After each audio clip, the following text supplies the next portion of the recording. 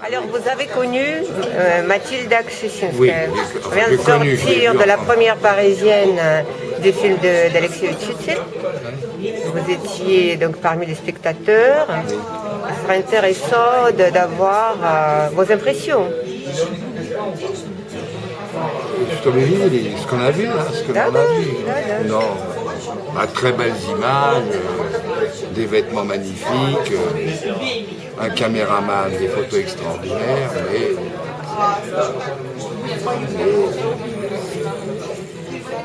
loin de l'histoire. Là, c'est de l'américain, c'est Walt Disney,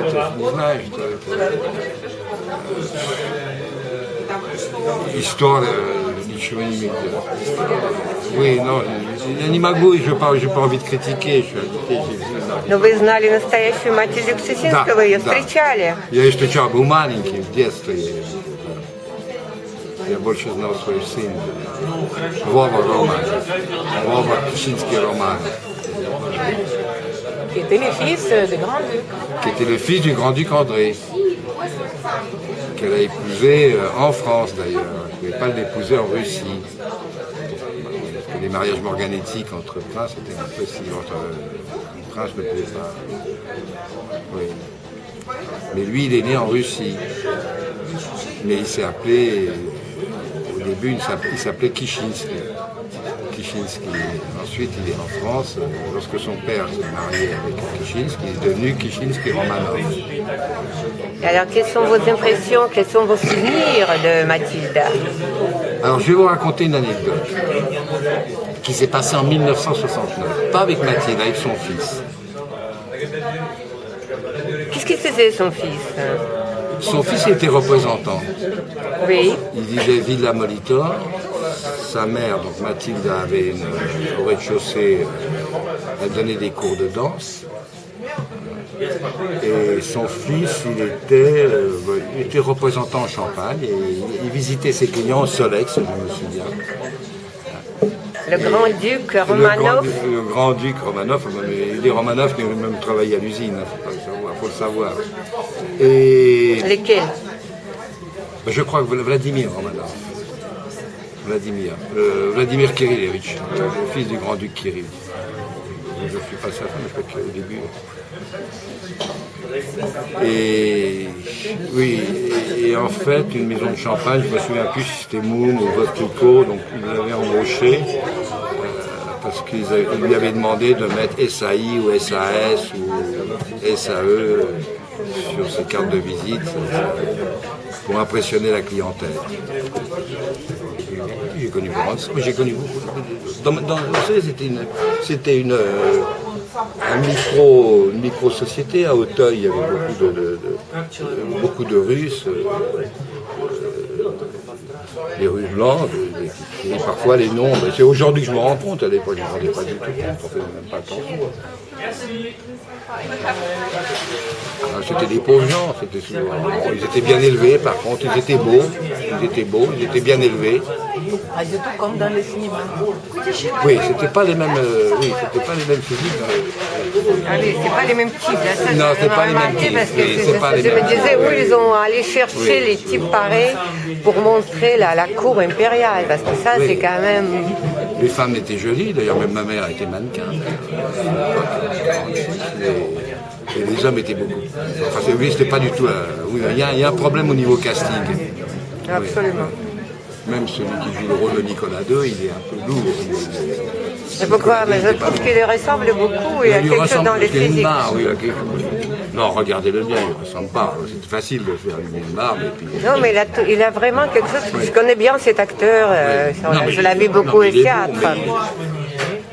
C'est un grand acteur. Mais possible. Mais vous avez vu la chute de Berlin, l'acteur suisse-allemand qui joue le rôle de Hitler. Il est extraordinaire, on croit que c'est Hitler. Il a réussi. Il joue Mathilda. Elle n'est pas c'est pas une danseuse, elle n'a pas un physique de danseuse. Bon, elle est mignonne, elle est jolie, mais sans plus. Ça, voilà. Mais c'est un film qui marchera très bien, c'est très fait pour l'Amérique profonde. même en France, je pense qu'il marchera très bien. C'est des clichés, que des clichés de la Russie de l'époque. Ceci dit, c'est flatteur, hein, c'est flatteur. Les gens s'aperçoivent. On a dans la mémoire collective populaire française, ils voient les soviets lourds, l'ouvrier, le prolétariat, et puis d'un seul coup ils voient une Russie avant. C'est flatteur. Une Russie avant raffinée, belle, élégante. Mais c'est que des clichés. Non, vous me trouvez pas. Très bien, oui, c'est d'accord, mais sauf que c'est vous qui parlez, donc c'est que vous qui parlez, je ne vais pas intervenir dans votre discours. Pour moi, c'est un conte, en fait. Pour moi, c'est un conte de Disneyland. C'est Disneyland, voilà.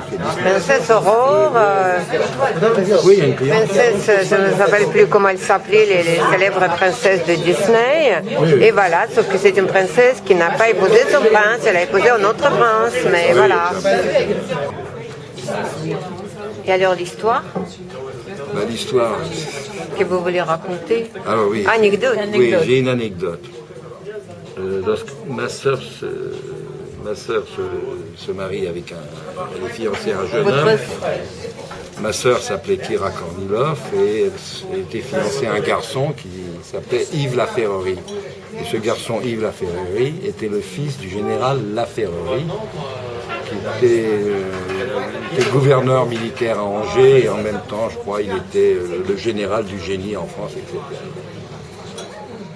Mon père avait un petit métier et lorsqu'on a reçu la liste de ses invités, on était très impressionnés parce que il y avait le général qui gouvernait Paris, il y avait un ou deux ministres, il y avait un ministre qui avait fait le 5e plan à l'époque du général de Gaulle. Enfin bref. Et mon père, lui, voulait inviter ses amis de bureau, et là, avec ma sœur, on lui dit à un moment donné, on lui dit, écoute, c'est pas possible. Il y a tous ces généraux, on est dans la grande bourgeoisie française, ce mariage se passait à Sceaux. On lui dit, tu peux pas amener tous tes copains, tes copains français. Donc, bon, évidemment, le parrain de ma sœur était invité, donc le fils de Mathilde Kichinsk. Et puis du coup, on a décidé d'inviter des princes russes qui étaient souvent chauffeurs de taxi, des noms illustres, je ne me souviens plus exactement, il y avait Obolensky, Vorontsov, des noms illustres russes. Et c'est moi qui suis allé chercher, donc j'avais 28 ans à cette époque, je suis allé chercher Vladimir Romanov, Villa Molitor. Il était 9h du matin, je l'emmène à Sceaux, parce que ce mariage se passait à Sceaux, et le général, il avait une petite maison, une grande maison, même un jardin monticule, les invités étaient déjà tous dans le jardin, et puis j'arrive avec mon Vov, qui était un homme qui était fluet, qui était mince, pas très très grand, mais un physique classieux. Il ressemblait d'ailleurs à Windsor, au duc de Windsor. On pouvait à la limite, il avait le même physique. Et je me glisse donc derrière la foule, les gens. J'arrive donc devant le général en uniforme. À côté de lui, il y avait deux autres généraux français, enfin des autres personnes importantes. Et timidement, je lui dis, mon général, est-ce que je peux vous présenter le parrain de Kira, ma sœur? Bon, le pauvre homme, il avait géré toutes ces personnes, il me dit, Dimitri, on verra ça tout à l'heure. J'étais un peu vexé parce que j'avais quand même Vladimir qui était à côté de moi, qui ne disait rien, mais j'ai eu peur qu'il ait des sentiments. Et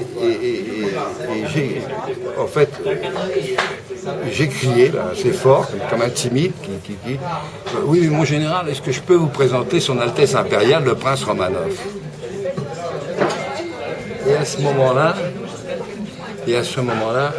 tout a basculé. Tout a basculé. Le général, il me dit, on répond à la question, je dis oui, c'est le parrain de Kira, c'est le prince.